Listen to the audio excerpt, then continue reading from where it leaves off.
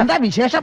അപ്പ അറിഞ്ഞില്ലേ? പോറ്റിയെ കേറ്റിയെ സ്വർണം ചെമ്പായി മാറ്റിയേ, സ്വർണപ്പാളികൾ മാറ്റിയേ ശാസ്താവിൻ ധനമൂറ്റി. സ്വർണം കട്ടവൻ ആരപ്പ, സഖാക്കളാണ് അയ്യപ്പ. ലോഹം മാറ്റിയതാരപ്പ, സഖാക്കളാണ് അയ്യപ്പ. ഞാൻ ഒരു കാര്യം പറഞ്ഞേക്കാം, എന്തൊക്കെയായാലും ആഭ്യന്തരം രാജിവെക്കണം. ശ്രീജിത്തിന്റെ വികാരം ഞാനിപ്പോൾ ഈ പാട്ടിന്റെ വരികൾ വായിച്ചപ്പോൾ വ്രണപ്പെട്ടു. വ്രണപ്പെടുക എന്ന് വെച്ചാൽ സാമാന്യ അർത്ഥത്തിൽ നമ്മൾ നാട്ടിൽ പറയുന്നത് കുരുപൊട്ടുക എന്ന്.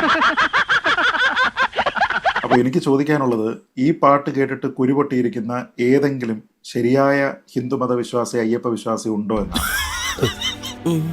ഉണ്ടെന്ന് ഞാൻ കരുതുന്നില്ല. കാരണം ഞാൻ അടിയുറച്ച അയ്യപ്പ വിശ്വാസിയാണ്, പ്രാക്ടീസിങ് ഹിന്ദുവാണ്. എനിക്ക് ഇത് കേട്ടപ്പോൾ ഇതൊരു ഭക്തിഗാനമാണ് എന്ന് പോലും നമുക്ക് ആർക്കും തോന്നുന്നില്ല. ജനങ്ങൾ സമ്പൂർണ്ണ സാക്ഷരത നേടിയതാണ് നമുക്കടിയായി. സാക്ഷരത നേടിയപ്പോ ജനങ്ങൾക്ക് വിവരം വന്നല്ലോ. അങ്ങനെ ആരുടെയെങ്കിലും കുരു പൊട്ടുന്നുണ്ടെങ്കിൽ അങ്ങ് പൊട്ടട്ടെ എന്ന് മാത്രമേ പറയാം.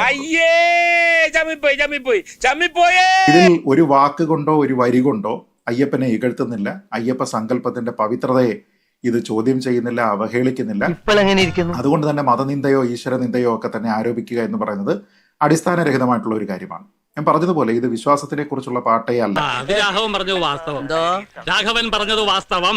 അതിൽ പറയുന്നത് രാഷ്ട്രീയ സത്യങ്ങളാണ്. ഇന്നത്തെ കേരളത്തിൽ നടക്കുന്ന, പ്രത്യേകിച്ച് തിരുവിതാംകൂർ ദേവസ്വം ബോർഡുമായി ബന്ധപ്പെട്ട അഴിമതിയെക്കുറിച്ചാണ്.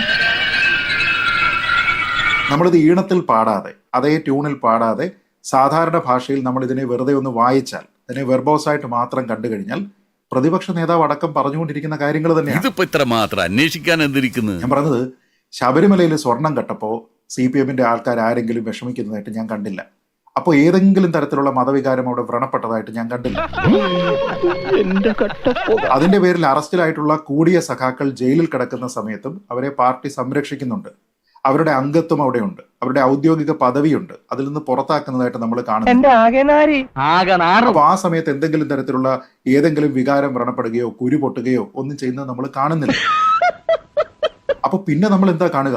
ഇതിനു മുമ്പേക്ക്, കുറച്ചു നാൾ മുമ്പേക്ക് നമ്മൾ പോയി കഴിഞ്ഞാൽ നൈഷ്ഠിക ബ്രഹ്മചാരിയായിട്ടുള്ള അയ്യപ്പന്റെ കല്യാണം കഴിഞ്ഞു എന്ന് പറഞ്ഞ് പ്രസംഗിച്ച ഒരു പ്രമുഖ ഇടതുപക്ഷ യുവ നേതാവ് ഇവിടെയുണ്ട്. ഇതിനോടകം തന്നെ പ്രതിപക്ഷ നേതാവ് അടക്കം പറഞ്ഞല്ലോ, കൈരളി TV-യിൽ ഇതേ പാട്ടിനെ ഉപയോഗിച്ചുകൊണ്ട് ശ്രീ K. കരുണാകരന്റെ വാഹനത്തിന്റെ സ്പീഡിനെ കുറിച്ച് പാരടി കൈരളിയിൽ പാടി അത് ബ്രോഡ്കാസ്റ്റ് ചെയ്യുന്ന സമയത്ത് കൈരളിക്ക് പ്രശ്നം ഉണ്ടായിരുന്നില്ല. ഒരു കാര്യം ഞാൻ പറയട്ടെ, പറയൂ. നമ്മുടെ പാർട്ടിക്ക് അടിത്തറയില്ല. ഞാൻ പറയുന്നത്, ഈ പാട്ട് വന്നതിന്റെ ഉദ്ദേശം എന്താണ്? ഒരു പോക്കറ്റ് കാർട്ടൂൺ പോലെ ആൾക്കാരിലേക്ക് അതിനിശ്ചിതമായിട്ടുള്ള മൂർച്ചയുള്ള വിമർശനം എത്തിക്കുന്ന ഒന്നാണ് പാരഡി ഗാനം. അങ്ങനെ പാരഡി ഗാനങ്ങൾ ആൾക്കാരിലേക്ക് ഈ ശബരിമല കൊള്ളയെ എത്തിക്കുകയും അത് ആൾക്കാർ ഒരു രസത്തോടു കൂടി കേൾക്കുകയും അത് കേരളത്തിൽ വൈറലാവുകയും എന്റെ കഷ്ടകാലം എന്നല്ലാതെ എന്ത് പറയാം. അതിൽ CPM-ന് സത്യത്തിൽ കുരുപൊട്ടി. CPM-ന്റെ മതവികാരമാണ് വ്രണപ്പെട്ടിരിക്കുന്നത്. ആ മതവികാരം വ്രണപ്പെട്ടിരിക്കുന്നതിന്റെ അടിസ്ഥാനത്തിലാണ് ഈ പരാതികളോ അല്ലെങ്കിൽ പരാതിക്കുള്ള ശ്രമങ്ങളോ ഒക്കെ നടക്കുന്നത്. അത് എന്തിനു വേണ്ടിയിട്ടാണ്? ഏതാനും മാസം കഴിയുമ്പോഴത്തേക്ക് ഇനി നിയമസഭാ തെരഞ്ഞെടുപ്പ് വരും. ഈ ഹിറ്റായിരിക്കുന്ന പാട്ട് ഒരുപക്ഷെ ഇതിന്റെ പല വേർഷൻസ് വരും. വേറെ പാട്ടുകളുമായി ബന്ധപ്പെട്ട്, ഭക്തിഗാനങ്ങളുമായി ബന്ധപ്പെട്ട് ഇതേപോലെ തന്നെ പാരഡി ഉണ്ടാകും. അപ്പൊ നാണക്കേടാണ് എന്ന് മനസ്സിലായിട്ടുണ്ടാകും. അതൊക്കെ ആലോചിക്കുമ്പോഴാ എന്റെ നെഞ്ചിനകത്തൊരു പുകച്ച്. പത്തനംതിട്ട ജില്ലാ സെക്രട്ടറി അയ്യപ്പ ഭക്തന്മാരുടെ മതവികാരം വ്രണപ്പെട്ടു, അതിൽ നടപടിയെടുക്കണം എന്ന് പറഞ്ഞ് പരാതി കൊടുത്താൽ ഇപ്പൊ സർക്കാർ, നമ്മുടെ സർക്കാർ ആയതുകൊണ്ട് ചിലപ്പോൾ കേസൊക്കെ കുത്തി പറയുന്ന പോലെ എനിക്ക് ഫീൽ ചെയ്യുന്നുണ്ട് കേട്ടോ. കുത്തിയില്ലല്ലോ, കുത്താൻ പോണല്ലേ ഉള്ളൂ. പക്ഷെ അതിനപ്പുറത്ത് ഒന്നും ചെയ്യാൻ പറ്റുകയില്ല. ഇതൊന്നും ഒരു കോടതിയിൽ തെളിയിക്കാവുന്ന കുറ്റമേ. ഞാൻ അവനെ വിളിച്ചൊന്ന് ഉപദേശിക്കാം, അല്ലാതെ കേസാക്കാനുള്ള വകുപ്പ്. അപ്പൊ അസംബന്ധമാണ് ഇവിടെ ഈ CPM-കാർ ചെയ്തുകൊണ്ടിരിക്കുക. അതായത് തെരഞ്ഞെടുപ്പ് തോറ്റു, ഇനി തോൽവി അംഗീകരിച്ച് അടങ്ങി ഒതുങ്ങി വീട്ടിൽ കഴിഞ്ഞു. ആ നിയമസഭാ തെരഞ്ഞെടുപ്പ് ആകുമ്പോൾ ഞങ്ങൾക്ക് തെറ്റുപറ്റി, നിങ്ങൾ ഇത്തവണത്തേക്ക് ക്ഷമിക്കണം, ഞങ്ങളെ വോട്ട് ചെയ്ത് ജയിപ്പിക്കണം എന്നാവശ്യപ്പെടുന്നതിന് പകരം ഇതുപോലെയുള്ള നോൺ ഇഷ്യൂസൊക്കെ ഉയർത്തി പിടിച്ചുകൊണ്ട് നടന്ന് കൂടുതൽ അപഹാസ്യരാവും, പരിഹാസ്യരാവും എന്നുള്ളത് എന്ത് പ്രയോജനം? 7:30 ശനിയുടെ ആരംഭമാണെന്ന് കരുതിയാ മതി. രാഷ്ട്രീയമായിട്ടും തെറ്റാണ്, നിയമപരമായിട്ടും തെറ്റാണ്, പരമ അസംബന്ധമാണ്. ഒരു കാരണവശാലും നിലനിൽക്കാത്ത പരാതിയാണ്. മാത്രമല്ല, ഈ പാട്ട് ഇതിനു മുമ്പ് കേൾക്കാത്ത ആൾക്കാർ കൂടി ഇപ്പൊ ഇത് കേൾക്കല്ലേ. ഇത് 2 ദിവസം കഴിഞ്ഞ് അഖിലേന്ത്യാ തലത്തിൽ വാർത്ത അല്ലെങ്കിൽ ഈ ബുദ്ധി ഇല്ലെങ്കിൽ പിന്നെ പറഞ്ഞിട്ടുണ്ടല്ലേ. അത് കഴിയുമ്പോൾ ടൈം മാഗസിനിൽ വരും.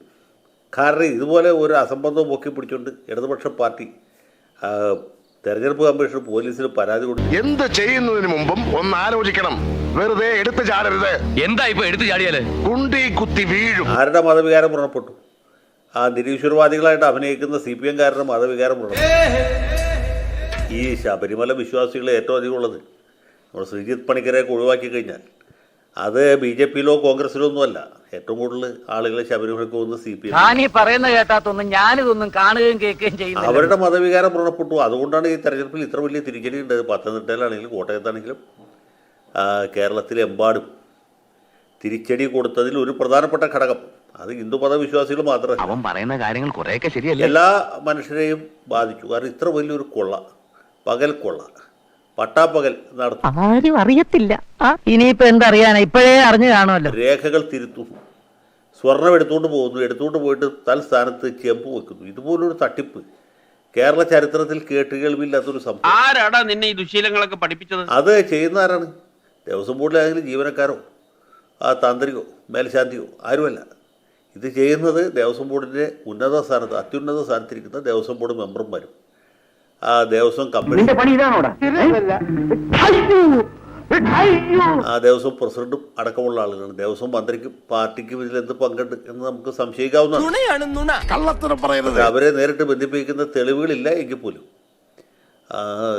കൃത്യമായൊരു അന്വേഷണം നടത്തി കഴിഞ്ഞാൽ ഇത് ഈ സ്വർണം എങ്ങനെയാണ് പുറത്തു പോയതും ആരാണ് ഇത് ഉരുക്കിയതും എങ്ങനെയാണ് ചെലവഴിച്ചതെന്നും കണ്ടുപിടിക്കാൻ. അപ്പോൾ ആ ദിശയിലേക്ക് ഒരു അന്വേഷണമാണ് നടത്തുന്നത്. അതിന് പകരം ഇതുമാതിരി കോമാളിത്തരം കാണിച്ച ആളുകളുടെ മുമ്പിൽ കൂടുതൽ അവകാശരാകുന്നതിലുണ്ട് വല്ല പ്രയോജനമുണ്ട്. ഇവർ വിചാരിക്കുന്ന പോലെ വിട്ടികളാണ് അയ്യപ്പ വിശ്വാസികൾ നിങ്ങൾക്ക് തോന്നുന്നുണ്ടോ? ഒരിക്കലുമല്ല. ഈ പാട്ട് കേട്ടിട്ട് ഒരു അയ്യപ്പ വിശ്വാസിയുടെയും വികാരം വ്രണപ്പെട്ടു. നീ ഇങ്ങനെ നിരാശയല്ലടാ. നിന്നെ പോലത്തെ ഒരു മരമണ്ടന്റെ കൂടെ ഇങ്ങനെ ഒരു മണ്ടത്തരത്തിന് ഇറങ്ങി തിരിച്ചല്ലോ ഓർത്ത് ചെയ്തു പോയത്. അവർക്ക് ഈ വിഷയത്തിലുള്ള ധാർമ്മിക രോഷം, ഈ വിഷയത്തിലുള്ള അമർഷം ആളിക്കത്തിക്കുക മാത്രമേ.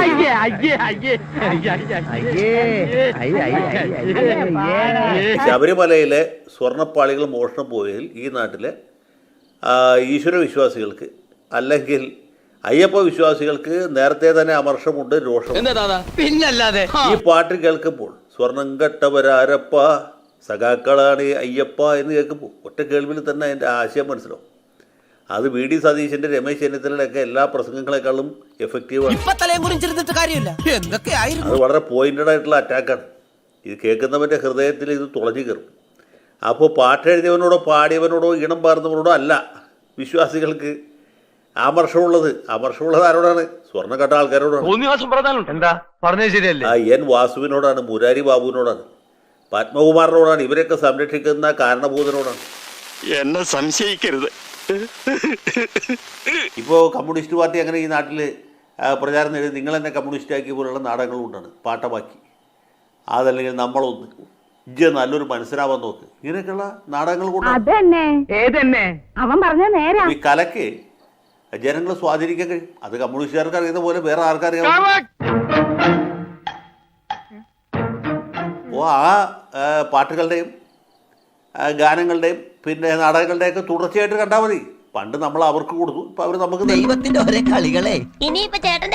രണ്ട് കൈ നീട്ടി വാങ്ങിക്കുക. അവരുടെ കുറ്റം കൊണ്ടല്ലല്ലോ ഇങ്ങനെ സംഭവം ഉണ്ടായത്, നമ്മുടെ തലവഴി കൊണ്ടല്ലേ പറ്റിയത്.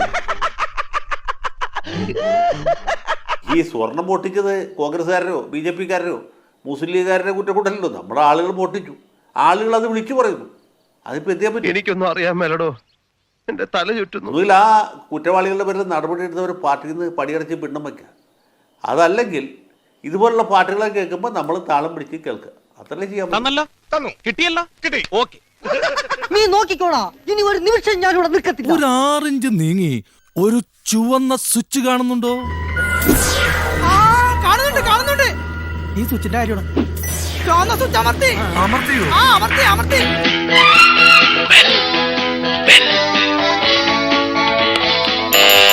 Thank you. ഈ ഉപകാരം മറന്നാലും ഞാൻ മരിക്കില്ല. ഇതൊക്കെ എന്ത് ഉപകാരം. അപ്പോ നാളെ നേരത്തെ തന്നെ ഇങ്ങോട്ട് എത്തണം കേട്ടോ? ശരി.